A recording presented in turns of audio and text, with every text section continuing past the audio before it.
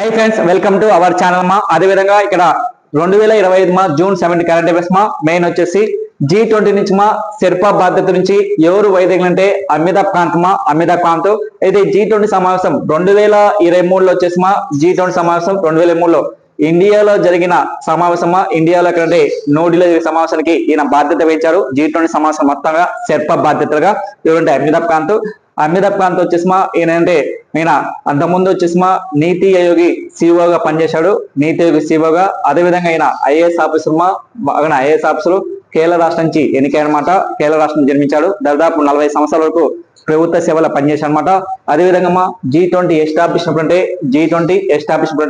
1999 September లో establish చేశారు. Start చేసినప్పుడు అంటే 2008లో స్టార్ట్ చేశారనమాట. అయితే ఇక G20 సమావేశం ఫస్ట్ సమావేశం ఎక్కడంటే 2008లో వచ్చేసి మా ఏ దేశం అంటే అమెరికాలో జరిగింది. కానీ ఈసారి మాత్రం 2025 మా G20 సమావేశం ఎక్కడంటే సౌత్ ఆఫ్రికాలో ఈ యొక్క సమావేశం జరుగుతుంది. మా ఏ సమావేశం అంటే G20. అయితే 2023లో జరిగిన సమావేశానికి ఇండియాలో జరిగింది మా. దీని యొక్క లక్ష్యం ఏంటంటే వసుదే కుటుంబం లేదా one earth one family one future, one family one future తో ఈ యొక్క G20 సమావేశం జరిగింది ఈసారి 2023లో. కానీ G20 సమావేశం ఒకేసారి ఇండియాలో అనమాట. కానీ ఎగ్జామ్లు ఏమవుతుంటే G20 సమావేశం 2023లో యొక్క లక్ష్యం ఏంది లేదా 2025లో జరిగే సమావేశం యొక్క లక్ష్యం ఏంది అడిగే ఛాన్స్ అనమాట.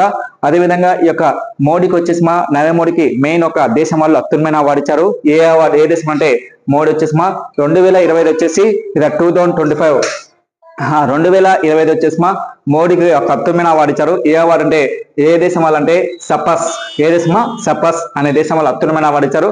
దాని అవార్డు పేరు ఏంటంటే అవార్డు పేరు వచ్చేసి గ్రాండ్ క్లాస్ ఆర్డర్ ఆఫ్ మొకరీస్ 3 అనే అవార్డు ఇచ్చారనమాట. ఏ దేశం అంటే సపస్ అనే దేశం.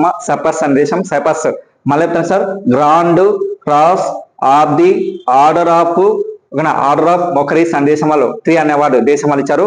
ఇప్పటి వరకు ఇంటర్నేషనల్ అవార్డు వచ్చేసి 23 అవార్డులు మోడీకి ఇచ్చారన్నమాట. ఇప్పటి వరకు ఆయన 2014 నుంచి ఇప్పటి వరకు 2025 జూన్ 16 వరకు విదేశీ వాళ్ళ ఎన్ని అవార్డ్స్ ఉంటాయి 23 అవార్డు ఇచ్చారు.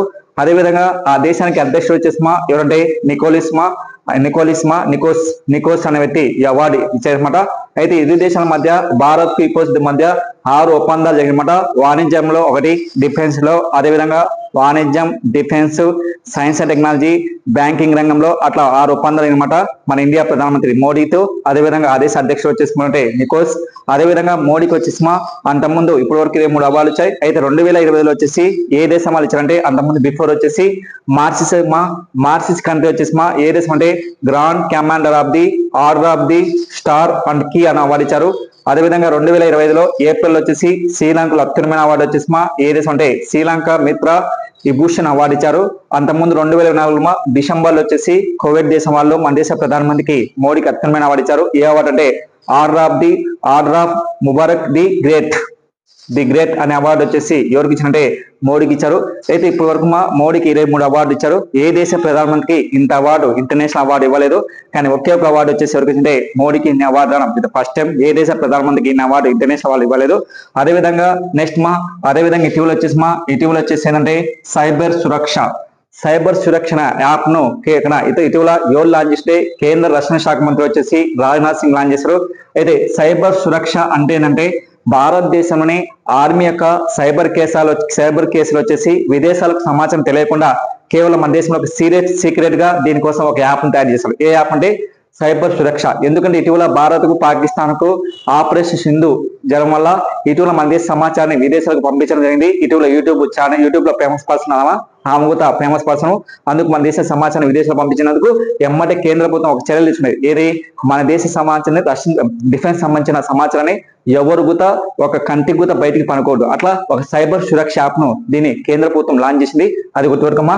నెక్స్ట్ అదే విధంగా ఇటీవల ఒక ప్రముఖ మహిళ చనిపోయింది. ఎవరంటే కథక్ నృత్యకారిణి జూన్ 16, 2020లో మరణించింది. ఆ పేరు వచ్చేసి అంటే మంగళ భట్టు. ఏమో మంగళ భట్టు. ఆ వయసు వచ్చేసి 62 సంవత్సరాలు. ఏమో ఏ స్టేట్ అంటే ఆంధ్రప్రదేశ్ రాష్ట్రానికి చెందిన పర్సన్ కథక్ నృత్యకాన్ని. కానీ రేపు ఎగ్జామ్ ఉంటుంటే మంగళ భట్టు ఈ కింద వాళ్ళు ఏ రాజు ఫేమస్ అంటారు, కథకళ అని, లేదా కూచిపూడి, భరతనాట్యం అంటారు. కానీ ఎవరంటే ఏ రాజు ఫేమస్ కథక్. అదే విధంగా అంతకుముందు ఏ అవార్డు అంటే రాష్ట్రపతి చేతుల మీద ఏమకు ఏం పేరు అంటే మంగళ భట్టు. ఏ అవార్డు అంటే కేంద్ర సంగీత నాటక అకాడమీ పురస్కారం వచ్చింది. ఎవరికంటే ఇది మంగళ భట్టుకు. అయితే కథక్ నృత్యం వచ్చేసి ఏ రాష్ట్రంలో ఫేమస్ అంటే ఉత్తర భారతదేశంలో ఫేమస్ నార్త్ సైడ్. అది ఏ రాష్ట్రంలో ఫేమస్ అంటే రాజస్థాన్ ఫేమస్ అదే విధంగా ఉత్తరప్రదేశ్ లో ఫేమస్. అదే విధంగా మహారాష్ట్ర కూడా ఈ యొక్క నృత్యం చాలా ఫేమస్ ఏ నృత్యం అంటే కథక్ నృత్యం. సపోజ్ కూచిపూడి ఉంది. కూచిపూడి వచ్చేసి ఏ రాష్ట్రంలో ఫేమస్ ఆంధ్రప్రదేశ్. అదేవిధంగా భరతనాటకం వచ్చేసి ఏ రాష్ట్రం ఫేమస్ భరతనాటకం తమిళనాడు. అదేవిధంగా కథకళి వచ్చేసి ఏ రాష్ట్రంలో ఫేమస్ కేరళ. అట్లనే యక్షగానం ఏ రాష్ట్రంలో ఫేమస్.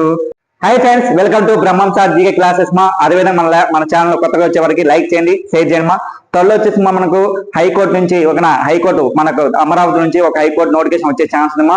అదేవిధంగా ఇక్కడ మనకు డిస్ట్రిక్ట్ కోర్టు కూడా త్వరలో ఎగ్జామ్ అవుతుంది. ఆగస్ట్ లేదా జూలైలో మంత్ ఎండింగ్ లో జరుగుతుంది. ఎందుకంటే ఇప్పుడు డిఎస్ ఎగ్జామ్ తర్వాత నెక్స్ట్ అదే ఎగ్జామ్ జరుగుతుంది. కాబట్టి ప్రతి ఒక్కరు కరెంట్ అఫైర్స్ మీద ఫోకస్ చేయండి. ఎందుకంటే మనకు 40 మార్కుల వరకు జీకేలు అడిగే ఛాన్స్ మాట. ఈ 40 మార్కులో కరెంట్ అఫైర్స్ మినిమం వచ్చేసి 40 మార్క్స్ లో దాదాపు వచ్చేసి 20 నుంచి దాదాపు 10 నుంచి 10 మార్కుల నుంచి లోపల రావచ్చని నా అంచనా కరెంట్ అఫైర్స్. అయితే ఇక మెయిన్ వచ్చేసి ఇద 2025 18th July current affairs important. అయితే 2025 జూన్ 11th ప్రపంచ వన్డే ర్యాంకులు వచ్చేసి మహిళల ర్యాంకులు ఐసీసీ ర్యాంక్ ప్రకారం అయితే వన్డే ర్యాంక్ లో ఫస్ట్ ప్లేస్ అంటే స్మృతి మందన. అదేవిధంగా T20లో మాత్రం ఇండియా ర్యాంక్ వచ్చేసి 1వ ప్లేస్ అంటే 4th ప్లేస్ ఉంది. ఎవరంటే స్మృతి మందన. అయితే ఇక్కడ వన్డే ర్యాంక్ లో మాత్రం ఫస్ట్ వచ్చేసి ఎవరంటే స్మృతి మందన. సెకండ్ వచ్చేసి ఎవరంటే నటలీ సివర్ ఇంగ్లాండ్.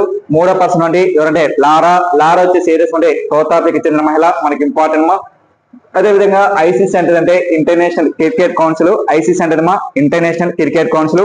అదేవిధంగా international cricket council head quarter వచ్చేసి ఎక్కడంటే హెడ్ క్వార్టర్ వచ్చేసి ఎక్కడంటే దుబాయ్ లో ఉంది సార్. ఎక్కడ దుబాయ్ లో ఈ యొక్క ఉందన్నమాట. Very important.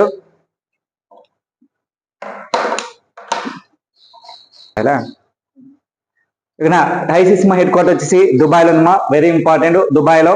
అదేవిధంగా ఇక్కడ G7 నెక్స్ట్ G7 2025 జూలై 17న ఏ దేశంలో ఈ యొక్క మీటింగ్ అంటే కెనడా వచ్చేసి ఎక్కడంటే ఇక G7 మీటింగ్ 2025 జూలై 17న కెనడా వచ్చేసి ఎక్కడంటే కనసిక్స్ లో నగరంలో జరుగుతుందన్నమాట ఈ యొక్క మీటింగ్. ఇక్కడ మెయిన్ వచ్చేసి ఈ యొక్క ఫస్ట్ ఏమున్నది G6 ఉన్నది. G6 ఎస్టాబ్లిష్ అంటే 1973. మళ్ళా G7 వచ్చేసి 1975లో ఏ దేశం జరిగిందంటే కెనడా జరిగిందన్నమాట G7 లో.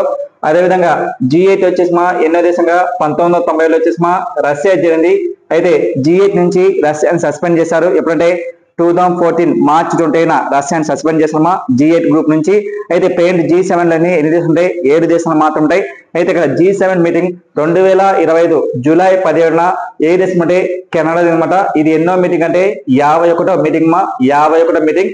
ఈ యొక్క మీటింగ్ సమావేశానికి మొత్తం the total number of countries 7 దేశాలు పాల్గొనాలి. కానీ మధ్యలోనే ఎవరు వెళ్ళిపోయారంటే ఈసారి మాత్రం 6 దేశాలు మాత్రమే పాల్గొన్నాయి. ఎవరు మధ్యలోనే ఈ యొక్క సమావేశానికి వెళ్ళిపోయారంటే అమెరికా అధ్యక్షుడు వచ్చేసి డొనాల్డ్ ట్రంప్ వెళ్ళిపోయాడు.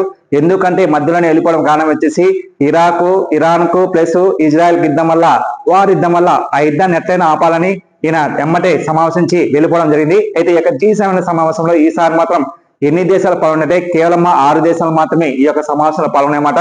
అదేవిధంగా ఈ యొక్క G7 వచ్చేసి 2025 వచ్చేసి కెనడా అనమాట. ఈ సమావేశానికి ఎవరు అధ్యక్షుడు అంటే కెనడా ప్రధానమంత్రి వచ్చేస్తుంటే మార్క్ కారిక్ అని ఈ యొక్క సమావేశానికి అధ్యక్షం ఇచ్చారు. కానీ ఈ యొక్క G7 లో ఇండియా మెంబర్షిప్ లేకుండా ఇండియా ప్రధానమంత్రి మోడీ గారు ఈ యొక్క సమావేశానికి హాజరయ్యారన్నమాట. అదేవిధంగా ఈ యొక్క కెనడా ప్రధానమంత్రికి మన ఇండియా ప్రధానమంత్రికి నరేంద్ర మోడీకి ఎన్నో ఒప్పందాలు జరిగినాయి. దాదాపు వచ్చి 5 అగ్రిమెంట్ కూడా ఒప్పందాలు జరిగినాయి అన్నమాట. ఈ యొక్క G7 లో వచ్చేసి ఇది ఎస్టాబ్లిష్ 1970లో ఏర్పడినమాట. అదేవిధంగా 1970లో 7వ దేశంగా ఏ దేశం అంటే కెనడా. మళ్ళీ 1990లో వచ్చేసి రష్యా జరిగింది. రష్యాను G8 నుంచి సస్పెండ్ చేశారు. ఎందుకంటే ఉక్రెయిన్ లోని క్రిమియా నగరాన్ని ఆక్రమించేందుకు G8 నుంచి రష్యాను సస్పెండ్ చేసినమాట. అది మనకు తెలుసు, ఆల్రెడీ చెప్పినాం. అదేవిధంగా ఈ యొక్క G7 లో ప్రెసిడెంట్ వచ్చేసి 7 దేశాలు ఉంటాయి. దాని కోడ్ వచ్చేసిందంటే France big JAC. France big JAC అయితే ప్రెసిడెంట్ 7 దేశాలు మాత్రమే G7 ఉన్నాయి. ఫ్రాన్స్ అంటే ఫ్రాన్స్, బి అంటే బ్రిటన్, ఐ అంటే ఇటలీ, జి వచ్చేసి జర్మనీ, జే వచ్చేసి జపాను, ఏ వచ్చేసి అమెరికా, సి వచ్చేసి అంటే కెనడా. అయితే ఈ యొక్క G7 లోనే ఆసియా దేశం నుంచి ఎన్నికైన ఏకైక దేశం అంటే జపాన్ దేశం మాత్రమే. G7 నుంచి ఒక ఆసియా దేశం నుంచి ఎన్నికైన ఏకైక దేశం జపాన్ మాత్రమే. ఈ యొక్క G7 యొక్క లక్షణం అంటే ఈ యొక్క ప్రపంచంలోని 7 దేశాలు డెవలప్ అయిన దేశాలు మాత్రమే ఈ యొక్క G7 ఉంటాయి. కానీ ఈ సమావేశానికి మన ఇండియాతో పాటు ఏ దేశాలు హాజరైనంటే ఉక్రెయిన్ దేశం కూడా హాజరైన ఏ దేశమా ఉక్రెయిన్ దేశం కూడా హాజరైంది. ఉక్రెయిన్ దేశ అధ్యక్షుడు వచ్చేసి ఈ యొక్క సమావేశానికి హాజరయ్యారన్నమాట. ఉక్రెయిన్ అధ్యక్షుడు వచ్చేసి అంటే జెలెన్స్కీ. ఉక్రెయిన్ అధ్యక్షుడు అంటే జెలెన్స్కీ కూడా ఈ యొక్క సమావేశానికి హాజరడం జరిగిందన్నమాట. ఈ యొక్క G7 సమావేశానికి ఇండియా నుంచి మాత్రం మోడీ గారు ఈ యొక్క సమావేశానికి హాజరన్నమాట. అదేవిధంగా G7 సమావేశం 2025 51 మీటింగ్ ఎక్కడంటే కెనడాలోని జూలై 7న. నెక్స్ట్ కరెంట్ అఫైర్స్ అంటే మనకి important current affairs. G7 meeting 2026 2026 వచ్చేసి 52వ మీటింగ్ వచ్చేసి 52వ మీటింగ్ ఎక్కడంటే ఫ్రాన్స్ అవుతాయి. ఎక్కడ ఫ్రాన్స్. ఇది కరెంట్ అఫైర్స్ అడుగుతారన్నమాట ఎగ్జామ్ ఏమని. G7 సమావేశం 2026లో నెక్స్ట్ ఇయర్ 2026 లో నెక్స్ట్ ఎక్కడ ఏ దేశంలో జరుగుతుంటారు? ఏ దేశంలో? ఫ్రాన్స్. అయితే ఇక G7 సమావేశం ఫస్ట్ మీటింగ్ ఎప్పుడంటే ఫస్ట్ మీటింగ్ ఈ యొక్క సమావేశం 1975లో వచ్చేసి ఎక్కడంటే ఫ్రాన్స్ లోని ప్యారిస్ లో ఈ యొక్క సమావేశం జరిగిందన్నమాట. మళ్ళా 1976లో రెండో మీటింగ్ వచ్చేసి ఏ దేశం అంటే ఏ దేశంలో ఈ యొక్క మీటింగ్ అంటే అమెరికాలోని వాషింగ్టన్ DC లో ఈ యొక్క సమావేశం అనమాట. Very important. ఫస్ట్ మీటింగ్ ఇక్కడ ఫ్రాన్స్ క్యాపిటల్ ప్యారిస్ లో ఈ యొక్క మీటింగ్ జరిగిందన్నమాట మనకి అనమాట. అదేవిధంగా ఇటీవల కరెంట్ అఫైర్స్ వెరీ ఇంపార్టెంట్. 2025 ప్రకారం వచ్చి స్టాక్ హోమ్ 2020 స్టాక్ హోమ్ అంతర్జాతీయ శాంతి పరిశోధన ఒక సంస్థ ఒక రిపోర్ట్ ఇచ్చింది. ఏమి ఇచ్చిందంటే the Stockholm International Research Centre ఒక రిపోర్ట్ ఇచ్చింది. ప్రపంచంలోనే అణు ఆయుధాలు ఎక్కువ దేశమా ఏ దేశం అంటే రష్యా ఉంది. రష్యాలో వచ్చేసి ఎన్ని అణు ఆయుధాలు అంటే 5059 ఉన్నాయి. ఇది సెకండ్ దేశం ఏంటంటే అమెరికాలో వచ్చేసి ఏంటంటే 5177 అణు ఆయుధాలు ఉన్నాయి. అంటే అణు బాంబులు ఎక్కువ అణు ఆయుధాలు. అదే ఇండియా మాత్రం ఎన్ని ఉన్నాయంటే కేవలం వచ్చేసి 180 మాత్రం ఉన్నాయి. పాకిస్తాన్ వచ్చేసి ఏంటంటే 170 ఉన్నాయి. అయితే మనకు చైనా కంటే తక్కువ ఉన్నాయి, పాకిస్తాన్ కంటే ఎక్కువ ఉండమాట. ఏంటి? అణు ఆయుధాలు అంటే అణు బాంబులు ఎక్కువ ఉన్న దేశమా ఏదంటే ఇలా రష్యా. Second America. కానీ ఇండియాలో మాత్రం ఎన్నంటే కేవలం 180 మాత్రమే. కొత్తగా వచ్చేసి మళ్ళా త్వరలో వచ్చేసి ఈ సంవత్సరం కొత్తగా మన ఇండియాలో వచ్చేసి